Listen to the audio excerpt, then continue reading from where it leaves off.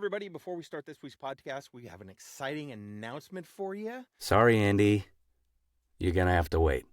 Just a little bit. Okay. What's the announcement? Oh, I'm supposed to say it. We have a Facebook page. Yeah, I built a Facebook page.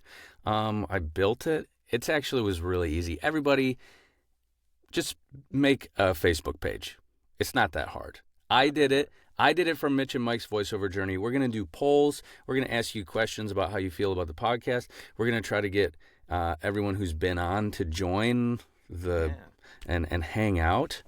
And yeah, we want you to contribute. So polls and different things where we might say, hey, maybe you get to choose this week's ChatGPT subject, or maybe you get to choose this week's big question at the end, or whatever. I mean, the sky's the limit, but basically, really, we just want to have an interactive community and not just do these podcasts, but we want to build a community around it. So join the Facebook. It's Mitch and Mike's voiceover journey, and we'll be posting the recordings to that page and then sharing ourselves. So it'll be out there. You'll see it.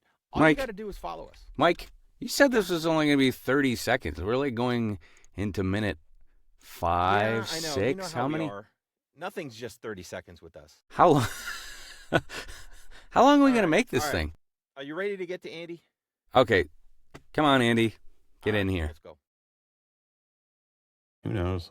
Hello, everybody. Welcome back to Mitch and Mike's voiceover journey. It's been a while. It's been weeks.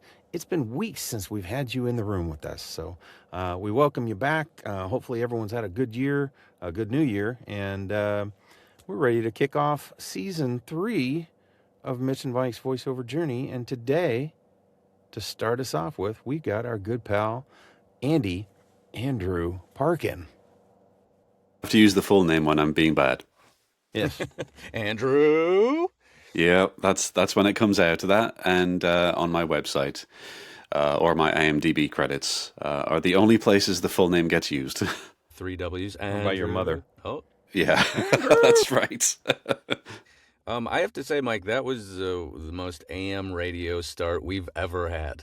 I think Something changed in me over the holidays. What the heck's going on? He's so chill now. Can we add a track of static underneath everyone so it feels more AM radio? Ooh. I'll just do that. Do for the next the old hour school and you effect guys where it's talk. all grey and grisly for the YouTubers. Yeah. Wait, most of us are old, grey, and grizzly. Yeah, I got one. Well, 2 of us are. You have one hair? Okay. I got a Call us when you hit puberty, Mitch. Yeah. Second puberty. Wow, I'm going to get I razzed love this you, whole Andy. time, it seems. Welcome to 2026, the year of the belly. That's what we're calling it. Are you making that T-shirt? I should. My wife makes T-shirts. I should get her to make me a T-shirt to bring so I can wear it to VO Atlanta. We'll make you a coffee mug. Yeah. Well, Andy, this is our first interview with someone who is actually across the pond. It's like what, 1 a.m., 2 a.m. where you are right now? It is, yes. I'm visiting family in York for a short stay, usually based out of Texas, only about 200 miles down from you, Mike. But yes, so I am 6 or 7 hours ahead of you. To me, it's tomorrow, but for you, it's today. That's right. So yeah, he posted a picture on Facebook this week where he was double fisting energy drinks, getting prepared for staying up late. And Did you already down those, or are these? I can neither confirm nor deny what is coursing through my veins at present. No one actually knows. We won't ask. Yeah, no one. No. Chernobly. Well, Andy, we got to know each other through Shoestring TV. Andy, if you don't know, he is narrator 2 in Leo Brawn. Narrator 2 because Jason narrated the first couple episodes and hated himself for doing it and hired Andy. And so Andy's been narrating ever since. He's also, what is it, Ronan? Yeah. The kind of a B character, Ronan Delaney. I was happy to step in for that one. He's fun to play. Yeah, He's a little absolutely excessive. hilarious. Yes. But But I that's like where that he's only in there a little bit. I think a lot of Ronan would be too much. That's how I feel about some Just of my enough. characters.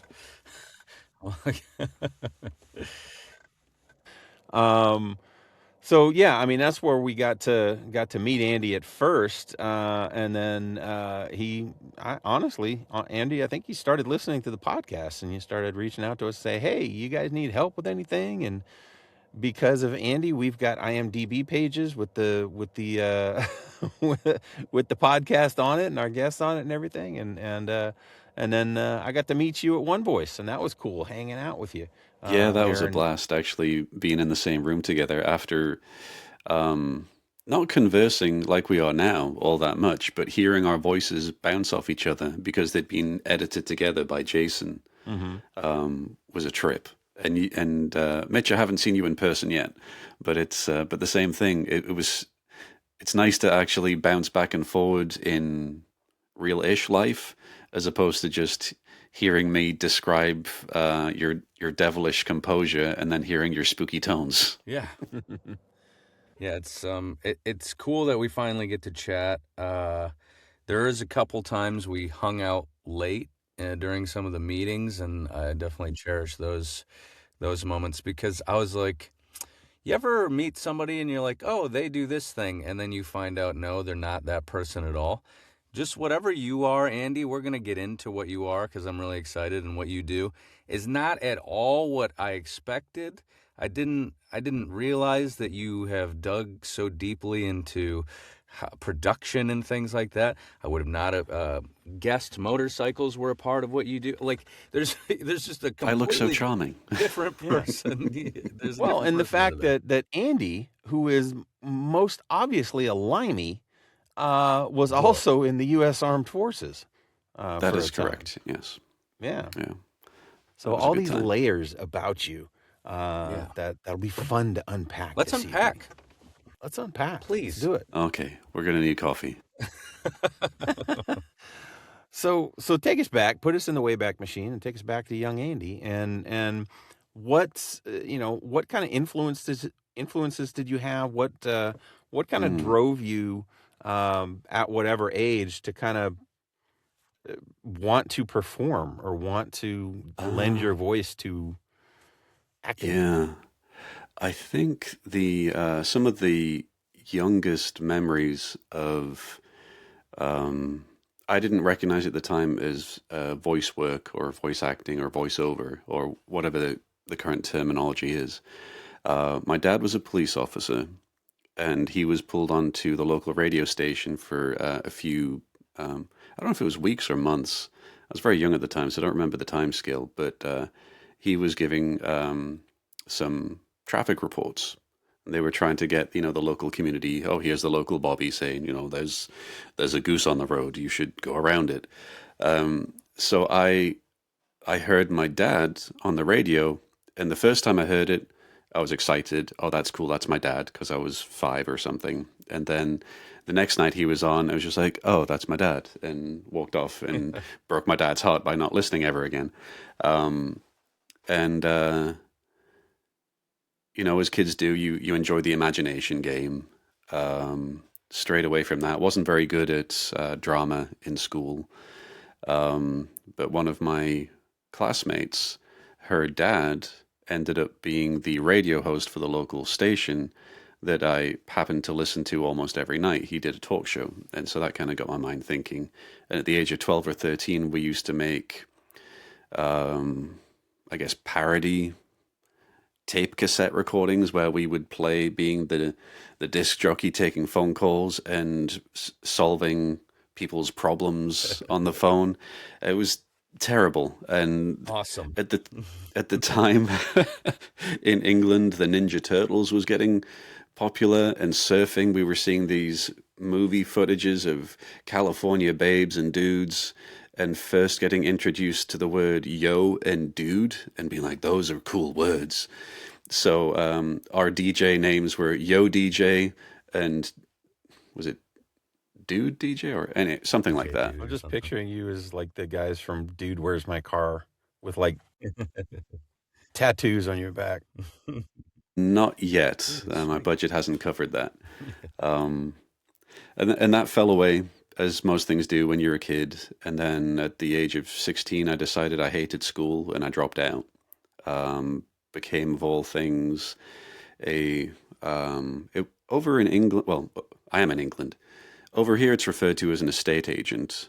I think in the US, it's a realtor where you help sell houses. So I was lower level doing that at 16. And then by the time I got to 18, I thought, this is crap. And then I started working in a I bar. can't imagine going to look at a house and having a 16-year-old. Hi, would you like to see the master bathroom? I was definitely the lower tier. Like there was, I was mostly tea and photocopy boy. Let's not over glamorous that.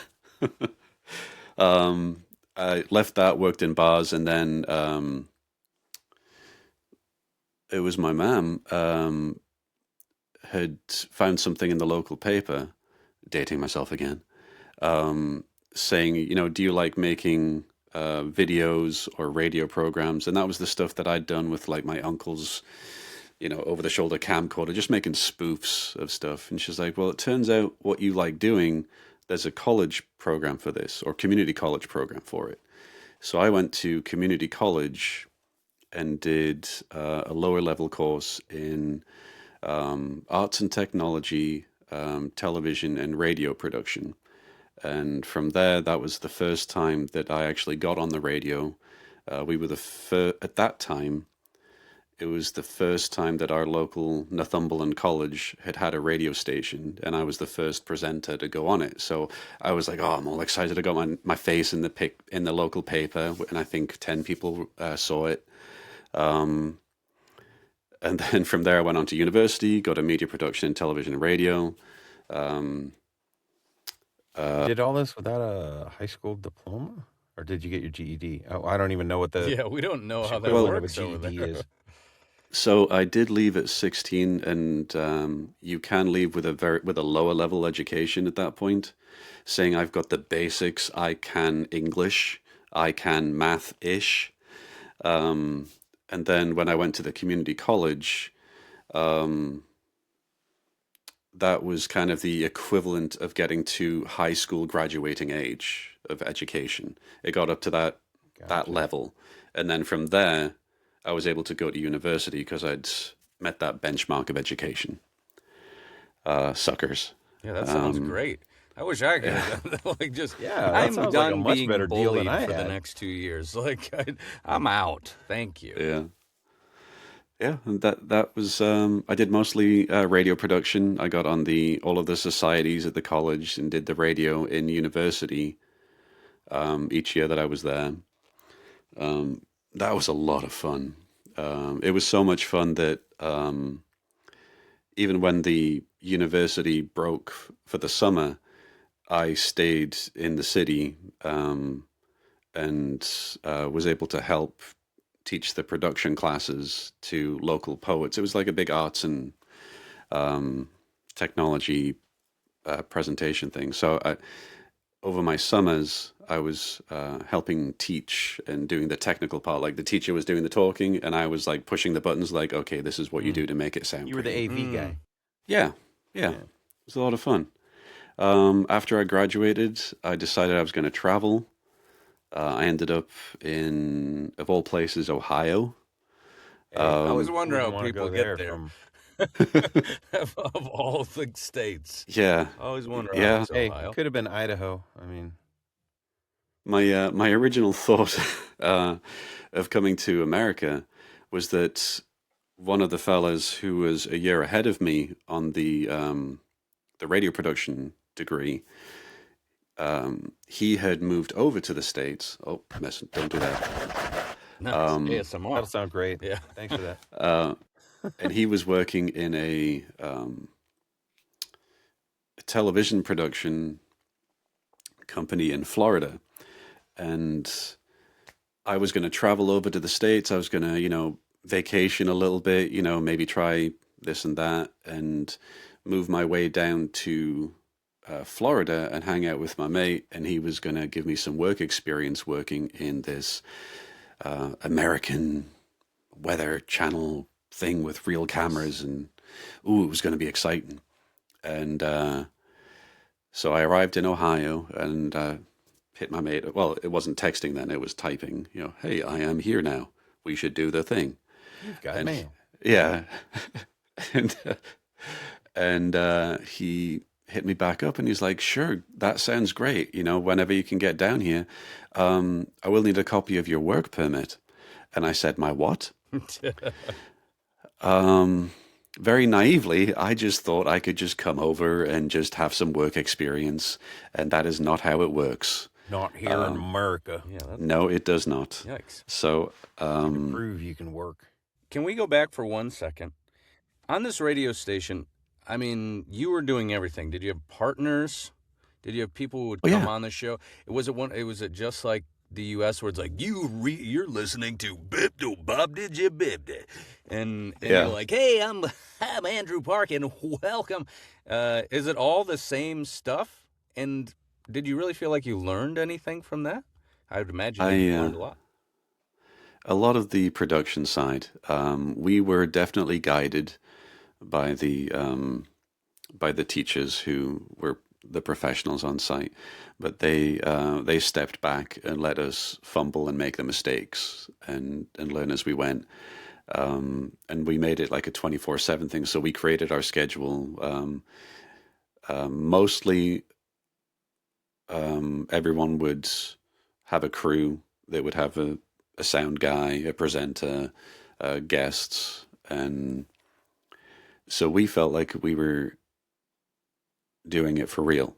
Now, the audience of a college or university radio is probably limited to your friends, your mom and dad, and whichever local company you were able to get a sponsorship out of. So Uncle Sam's newspaper sales stall might have given us, £50. And so he'd be listening to get his little commercial on there. But it's a good way to do it for real, especially at a young age with no experience to speak of. And I think it works quite well if you set yourself on a good trajectory. I know from the years that I attended, I think about 5 of my friends that I was in classes with ended up working for the BBC in some fashion. One of the fellas, the one who I ended up not working with that was down in Florida, he does radio imaging on the East Coast and has been doing that for 20 years. I wasn't as successful as those guys. I zigged when I should have zagged a few times, and I, as you mentioned, the different jobs, that was some of the zigging and zagging that I've done. Ohio got a little bit old. So, a few so you weeks got in? to Ohio. Yeah. You Say didn't again? have a work permit. You got to Ohio. yeah. You didn't have a work permit. I did You not. didn't make it to Florida. I What did did you not. end up doing? I ended up surviving on the charity of friendship for a little while. I was staying with a friend that was going to help me out until I could figure out what I was going to do. I had worked the entire summer just doing whatever little jobs I could, so I had some funds to feed myself for this time. And I started the process of applying for a work permit. And that took a while. I think I won't bore everybody with the proceedings of that, but it took a while, and it got to the point where I had paid someone to help me do the paperwork, but I was running out of money, so but I also didn't want to risk working for money, so I ended up working at a family-owned restaurant for food for about a month until my work permit came in. But by the time my work permit came in, I was pretty well known in this little center of the mall in Ohio as that weird English guy who was working for food because he didn't have a work permit yet. And as soon as I got the work permit, I was hooked up with retail jobs, and I enjoyed being the minor celebrity of the only English person in this small mall in Ohio for a couple of years. It was nice to be known by everybody. What part of Ohio? Just so everyone can go check out the Oh, mall Yeah, you we worked can at. visit the mall. Yeah, we want to visit the mall. I don't even know Yeah. if the mall is still there anymore. Probably not. That's disappointing. It was Eastgate Mall in the Tri-County area, so just north of Kentucky, Cincinnati area. Mm-hmm. All right. Yeah. Okay. Or the Nasty, as the locals call it. Yeah. So, it sounds like we have a similar story, you, me, and Mike, where we lost it. We're lost. I mean, in the sense of artistry goes. Unless you were still dabbling during that time, like, did you let it go? I for a tried. bit? Okay. Every couple of years, I would get a wild hair and I would try to write something, or when I got tired of the retail, I tried to go into journalism for the military, and that ended up not working. Um, and then I tried creating sketches that I would record and then publish on on MySpace, dating myself again. Hey. And then Yes, while in the military and deployed, I was tried to create a few sketches and publish them on Facebook. Again, nothing crazy, but every few years I seem to get pulled back a little bit into trying to do it. And but you want to put food on the table, so you tend to lean into that. And even in Hollywood and LA, where everybody goes to get a break, the amount of professional actors that are waiting on tables is probably a high percentage. More than who are acting. Yeah. Yeah. So how did at what point then did the military service come about, and what was that decision like? Were you running away from the law? Were you We don't talk about that. I was working retail, and it was my second or third Christmas and Black Friday that I'd worked. And by this point, I'm thinking, I could be doing something else. And a recruiter stopped me and said, hey, we got talking, and he'd said, have you ever thought about, seeing the world? I'm a recruiter, and I'd said, well, you can't does touch this me. to the one guy in the mall with an accent? Yeah. Yeah. I said, well, you can't touch me. I'm not a citizen. And he said, oh, yes, I can. So he romanced me and took me with my work permit, and my preliminary green card. And I discovered that you could join the military with a green card. You're just restricted in what you can do. And I was trying to go in as the journalist, which includes radio, television, production side of it, and the management side of it. There's a lot of things under that umbrella that I just thought this would be brilliant. Traveling all over the world, Doing what you want. doing all these things. Mhm. So I got accepted for that, and I was,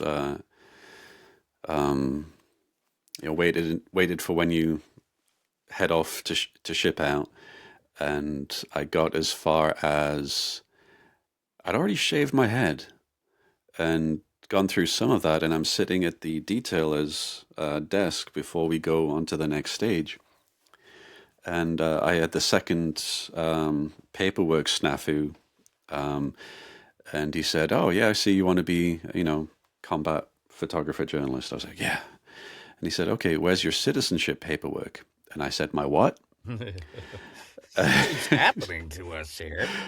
And I said, no, I've got my green card. And my recruiter said I can join the military with my green card. He said, oh, you absolutely can, but you can't have a top security clearance on a green card. You need to be a full citizen before you can get this, unless there is somebody higher up is signing off on you, and you're nobody. No one's going to do that for you.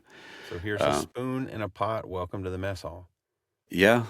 So my first, I ended up changing my job description in the military 3 or 4 times, just trying out different things. Very gracious of my chain of command to allow me to do that, because that is a lot of times to change your job. Um, but it's not great for advancement. So I did a little bit of this and a little bit of that, and got to see a whole bunch of different places. Um, and yeah, after the military, I said I was done after a bit of that, and got out. Tried to do radio at that point, because at that point I got out, we were living in California, and I got in touch with a local radio presenter who needed someone to work the desks, and I was like, I've got nothing to do. I'll work your desk, and that was fun. That was a nice time. She was a lovely lady, Kim Pagano. A lot of self-help radio, and very, very warm person, but it didn't pay very well, and no real opportunities for me to grow. And so again, like a lot of military guys, I just ended up doing security, and then AM radio desk guy for a little while, and then it fell off again, and I ended up in Texas. We'll skip a few years because they were boring. And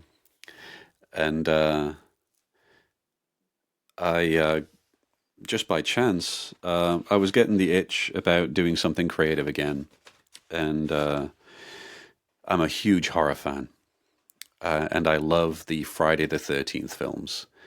And I got in touch with someone who was making an independent fan-based movie in Dallas called Neon Fear, roughly based on the Friday the 13th genre. And not close enough to warrant a lawsuit, yeah? exactly. Yeah. Yeah. Parallel. And I helped by doing one of the voices on that, which was guy calling into the radio, I've just seen something scary. Nice. And so I was like, oh, I'll do this. I'll do voices for independent movies, and that will be how I will get my bite on this. That was 2024, and Oh, well, I thought you were going to say like I'm 2012 expecting like or something. yeah. I don't know what. Well, we skipped- I didn't expect we that skipped to be a lot. last A year. lot of years. Okay, cool. and then at the same time, I started paying attention to podcasts, and stumbled across Leo Brawn episode 1. Wow. Stumbled That's across a it? stumble. It was actually the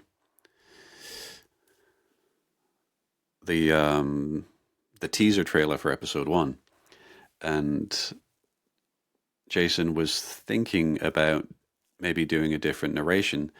Strangely enough, I was in this same town. I was visiting England at the time when I spotted it, and I think I hit up Jason over one of the social media platforms. I was like, hey, you know what? This guy you've got playing Leo Brawn, what a fantastic voice. I've played Gears of War for years, and he sounds just like that guy. The main character is brilliant. And I said, if you're interested, I'd love to give the narrator a shot, or if you need anything at all. And so my audition with Jason was done over, I think it was done over a recorded paragraph or so that I submitted over Facebook Messenger. And he said, sure, we'll have you. And as we got into the season of Leo Brawn, my full-time gig started to fall away. The position never really recovered after 2020, so it was kind of on a downward spiral.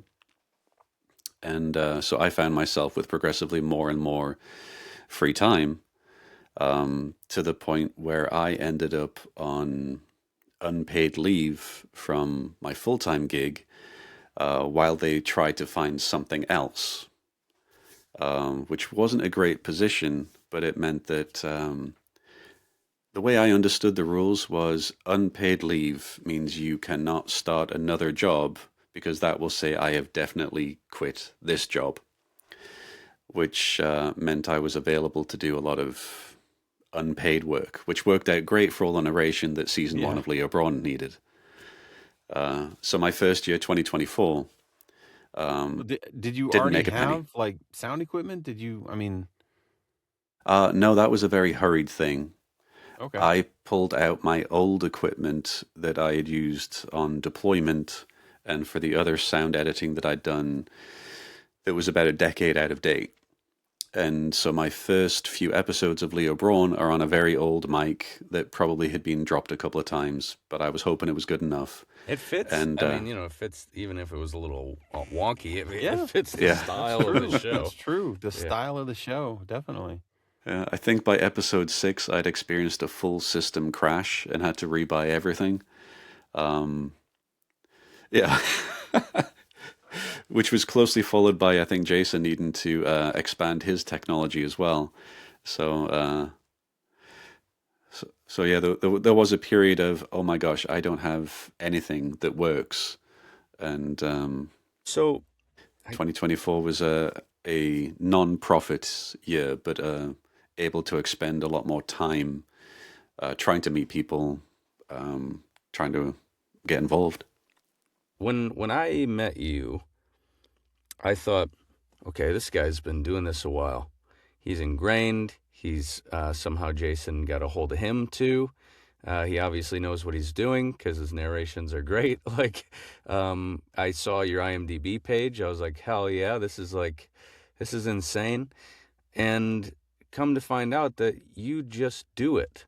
You didn't, you obviously you trained via being in radio, and I don't know if there was a lot of commercial or I don't exactly know what kind of training you get working. Yeah, is radio in England akin to radio in America, where we've talked to several people that got their start in radio, where they did they did the promo spots, and they did, when they weren't DJing or doing doing tech for the radio, they were in the back recording All the spots for advertisers. Were you doing that in England as well? In my experience, yeah, I was mostly doing the engineering side of it. okay. I did get in front of the mic quite a bit, but there was no real acting. It was more sort of, it was either just talk, interviewing type stuff, or narration. I didn't really dabble an awful lot in the very dramatic theatrical side of things, which is why I feel more comfortable doing narration. I would like to branch into audio drama acting, but I am aware that there are a bunch of people with a lot more training, a lot more coaching on that side of things. You've played with this toy already. I mean, you're already a part of it, and the narration holds its own thing. That I think. Well, that's the thing. Yeah, is this narration, but there is still an acting element to it. I mean, you do agreed, have to and match I didn't the tone and read it in a way that is engaging. Right. In Topaz and Stillman, I did an episode. I don't know if you know that, but Are you on the radio? I said it was easy. Okay. In the episode, it wasn't easy. I was like, how do they make this sound so good? I don't know. Yeah, that was the Christmas special, yeah? Yeah. I don't know how you guys make that sound so seamless and good. I felt awkward as shit. I was like, why would anyone listen to me? So there is something there that you have, whether it's it is a different skill set. Yeah. It's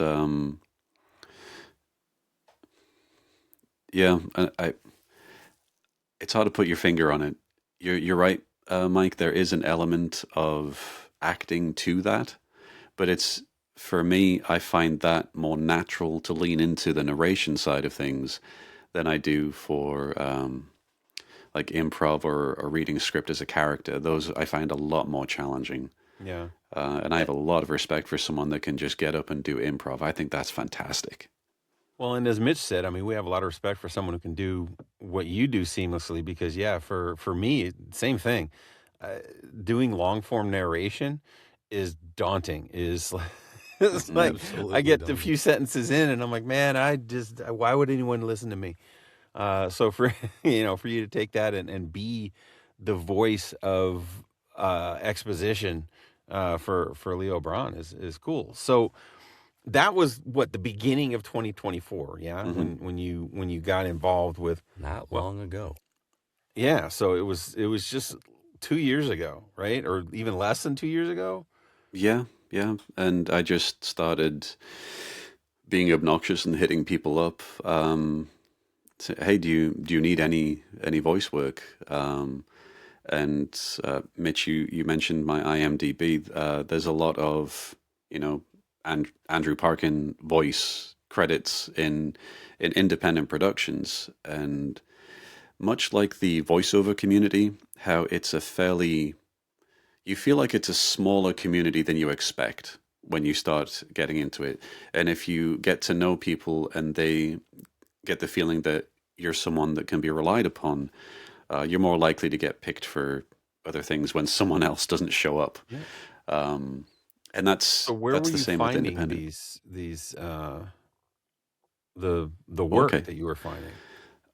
Well, after I volunteered my voice for the Neon Fear, the Friday the 13th independent movie, that kind of led into another crew that worked with this lady has a great name, Haley Heavy Metal, very cool.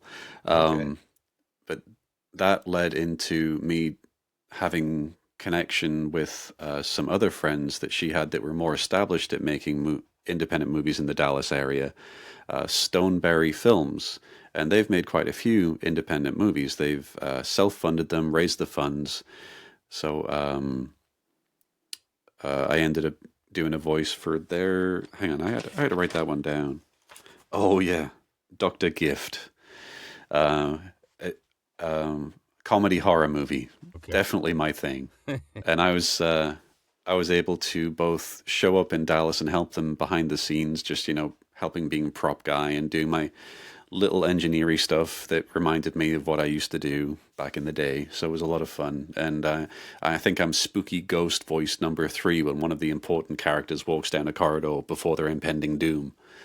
That sounds like a blast, to be honest. It's It just, it really was. yeah. I was able to help spray down people with fake blood and get coated into myself. And then that movie's actually out on short plug for Stoneberry Films. Doctor Gift, available for download on Tubi and Amazon now. Gotta check it out. Okay.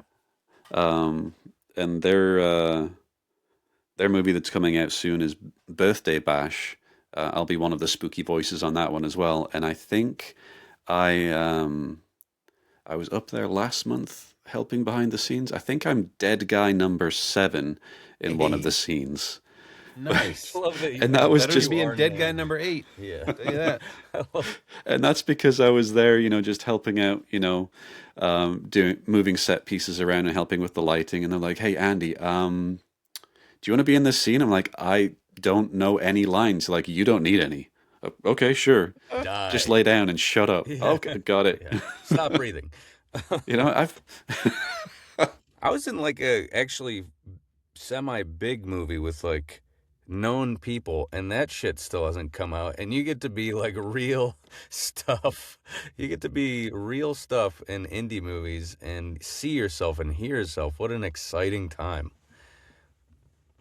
think I think there is a danger of being typecast As British As guy? ghost number 7. as dead guy number 7, or number 7. I'm not really good at disguising the Get fact out that of I'm that sort dead of guy British. genre. Yeah. I don't know why.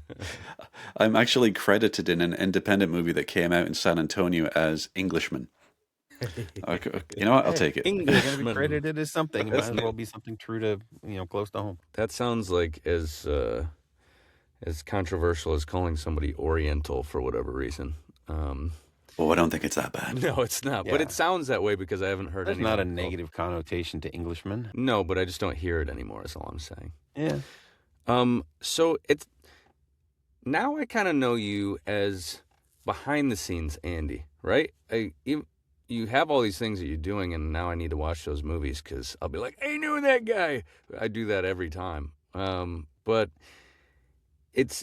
you're a yes man. A lot of people don't know this, but pretty much, I feel like if I ask you for something, you'll be like, yes, man. You literally say, yes, man. Not that I ask you for a lot of things, but you are one of the essential key players and building blocks in Shoestring TV. Yeah. Tell us more about that, and then you can get into like what's coming, if you know what I'm talking about.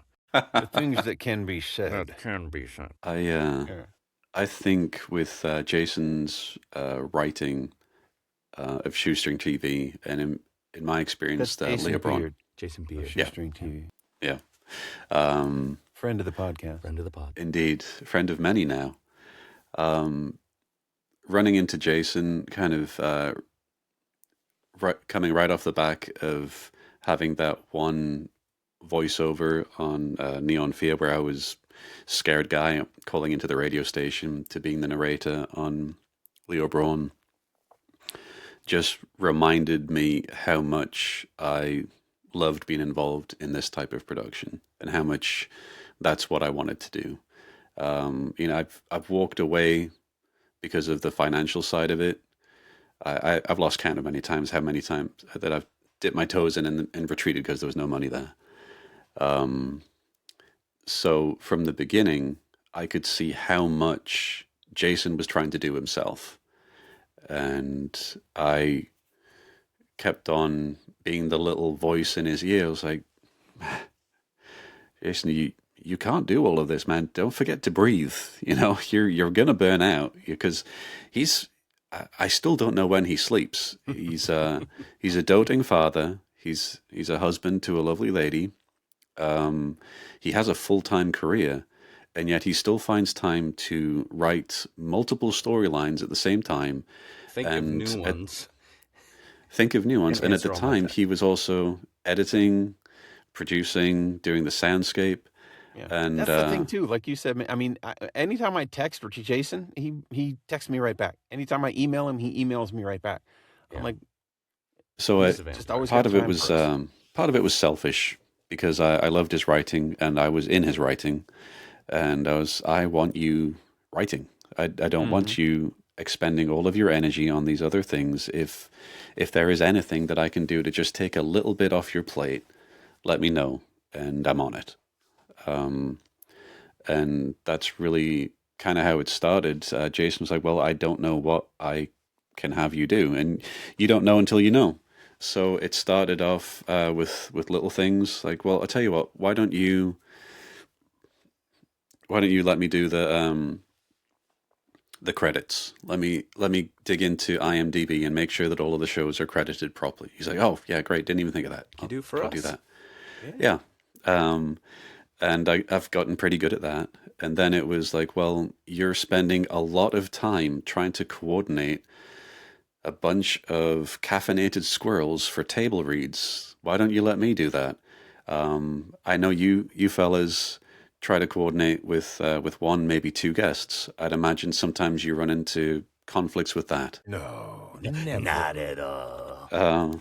Well, now imagine Jason, who's also trying to write the dang thing, and he's got a cast of maybe 5 core people that really need to be at the table read, but maybe 15 more of less major characters. And he was hitting up everybody independently, and people were replying independently, like, no. Let me take on that. And I think that helped a little bit because I'm not taking credit for the explosion, but the more people that started to be able to help take just a little bit off of Jason's plate, he went from writing 1 to 2 to 3 different scripts, which was amazing to be part of, but also it was like, ooh, slow down. You're going to give yourself an embolism. It seems like you So, can't. yeah. This thing bites you, right? Like you said, you want to take a bite of something, and you do. You like we talked about. You say yes to things. You say, "Let me take on," which I'm afraid to do sometimes because I'm afraid someone's going to go, "Oh, there you go." Like not like Yeah. not the envelope. They're going to like, Yeah. Or that I is say, a, let me take it on, and then I get it, and I'm like, I don't know how to do this. this is sucking the joy out of what I did. Yeah. I think you have to be selective on what you say yes to. I heard somebody say it. I think it was VoiceOver Dallas that you were at as well, Mike. And one of the presenters that were up there said that sometimes the clients who pay the least expect the most out of you. Mm-hmm. So if you take that $20, $30 voiceover job, yeah, it's great. It's $20, $30. And you might be able to knock it out relatively quick. They're more likely to ask for the retakes than someone who's paying the $300 or $400 one. And I think someone up there said that they had like $2,000 contracts, and they just got the script, sent back their submissions, and never heard anything back. It was just the check showed up. I can Nice to get second those, that. man. That would be nice. I can second that for sure. But I am noticing that the lower the budget of the production, the more likely you're going to get a mountain of work. So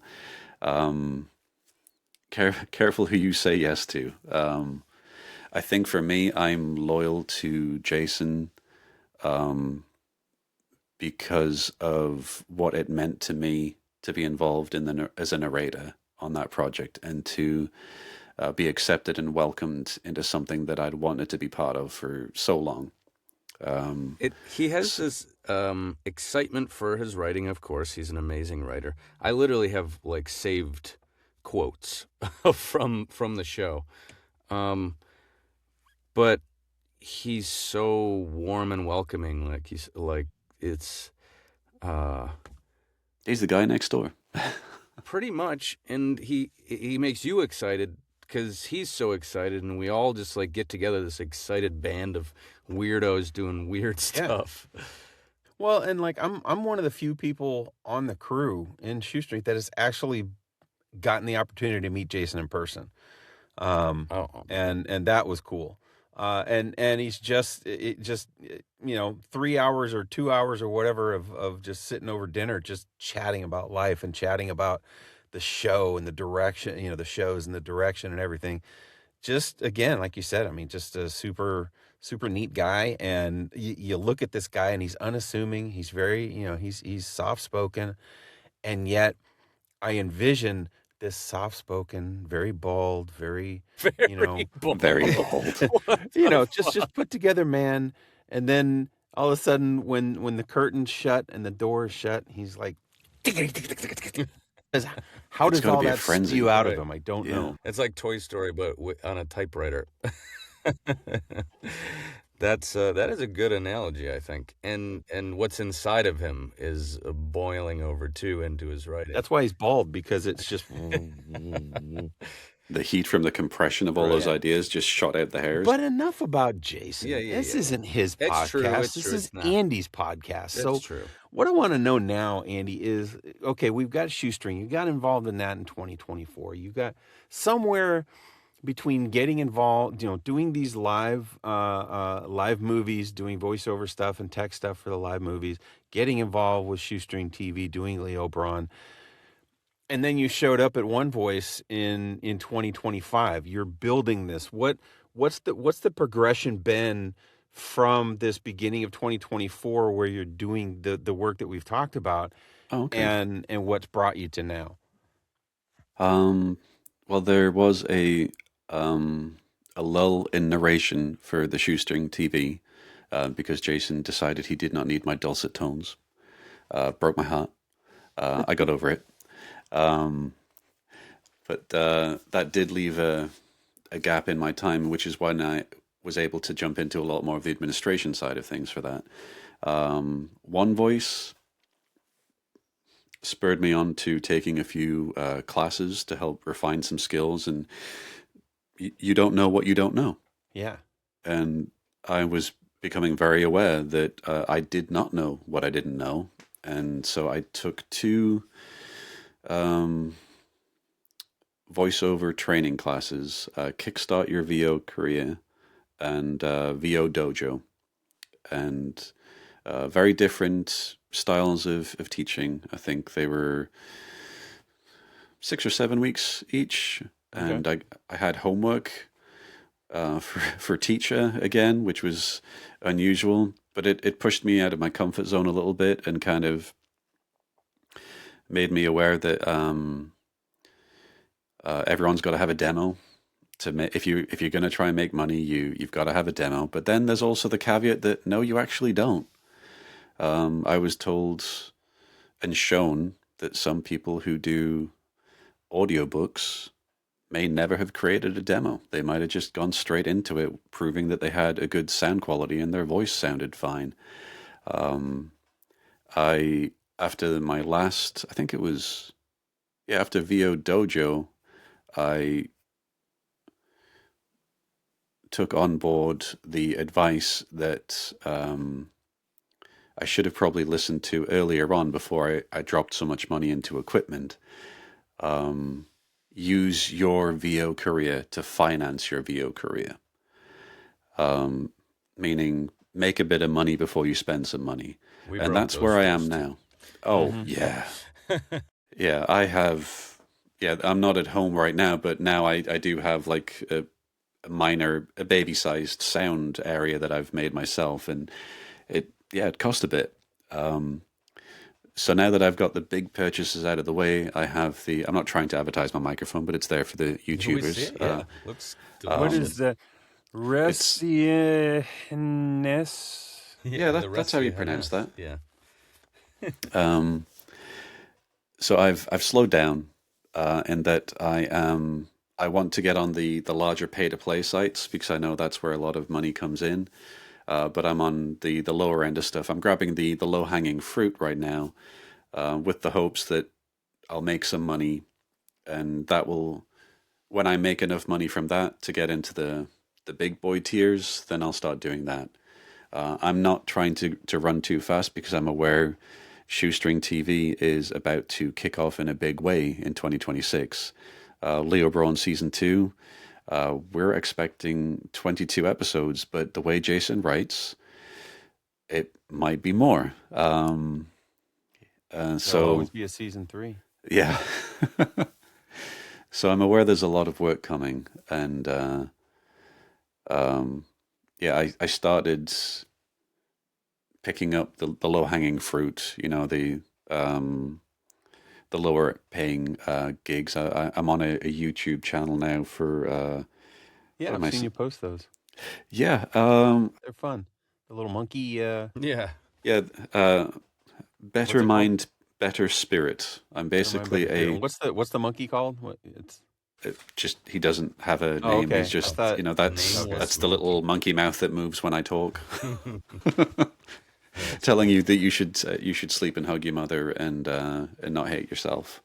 I'm downplaying it quite a lot. There is a lot of really great information if you're looking for depression or anxiety help.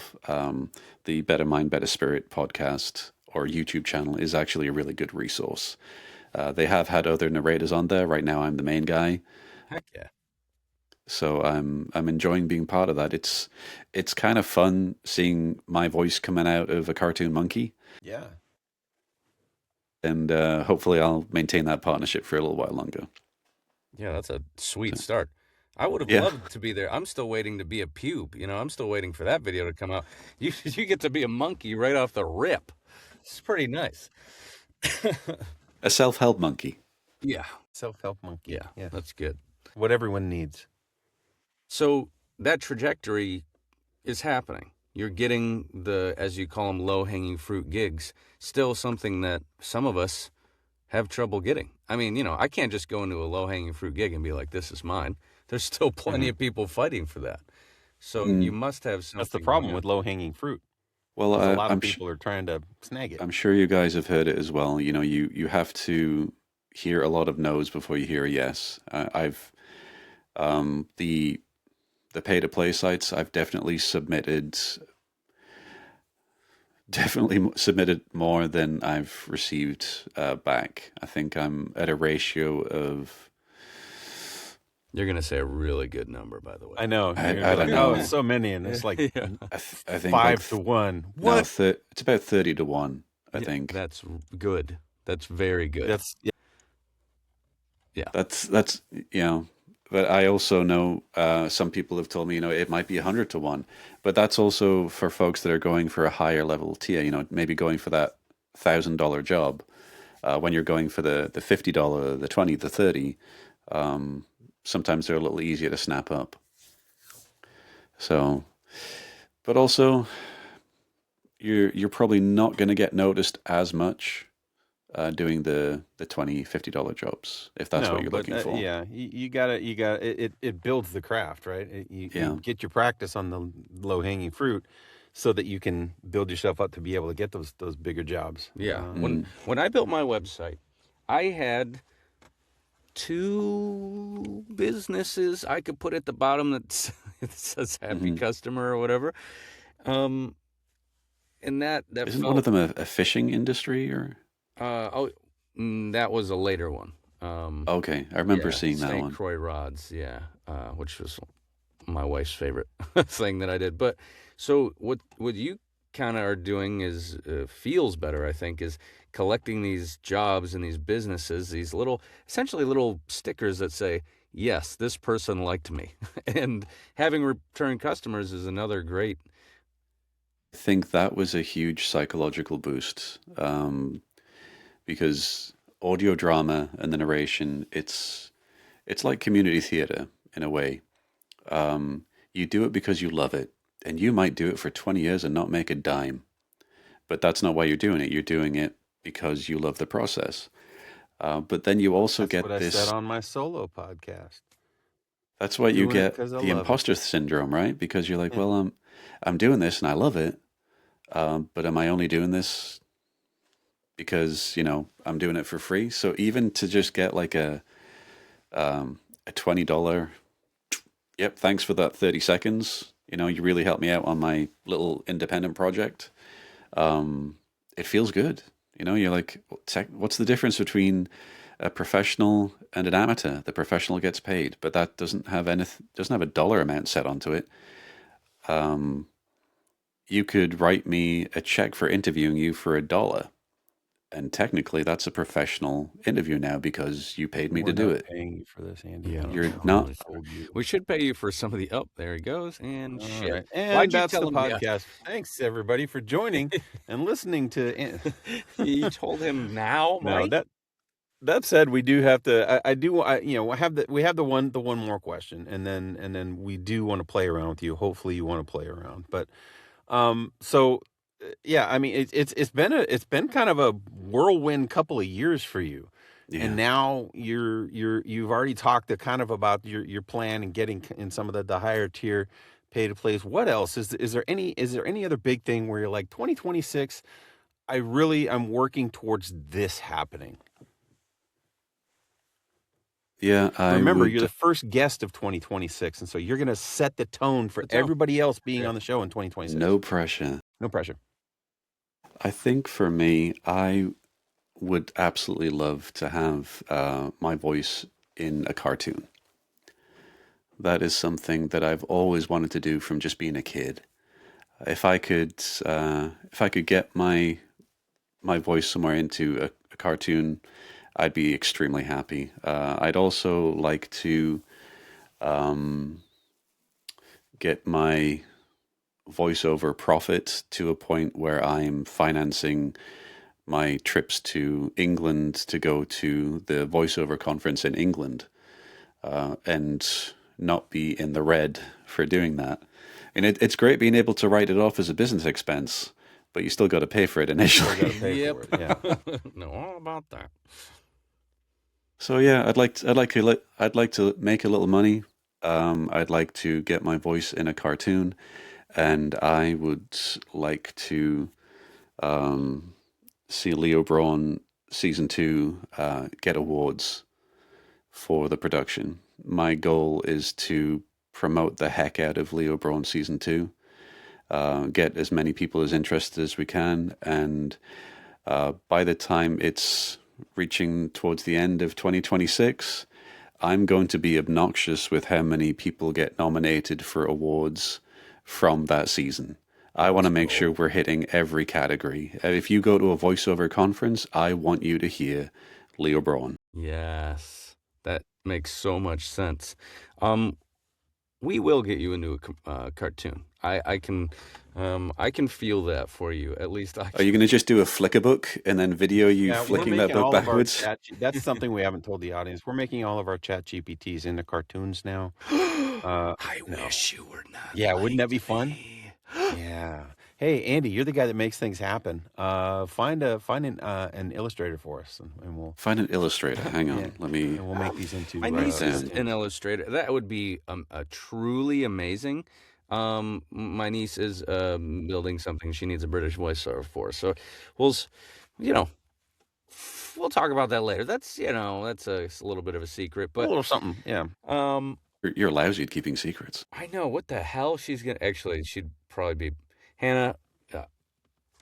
We're making it. It's happening. You're getting some voices. She doesn't listen to this.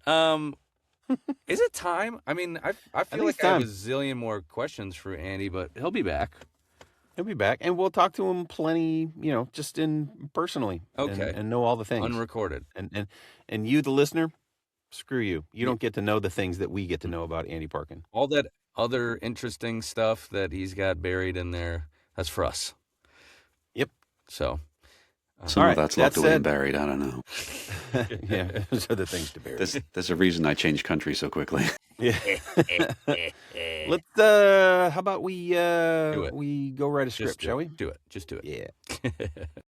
Oh boy. Yeah, boy. Oh boy, you guys. We're gonna have fun here. We're gonna have fun with accents and body parts.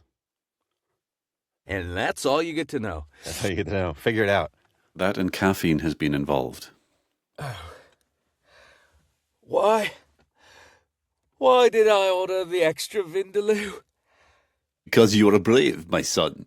Also because it came with free naan. What? Who said that? Me, your stomach. Current status? Delighted. I am a jacuzzi of spices. A cinnamon hot tub. A clove rave. Yeah, that explains the bubbling. Oi! It does not explain the forecast. Oh no, you too? Yes, it's me, your butthole.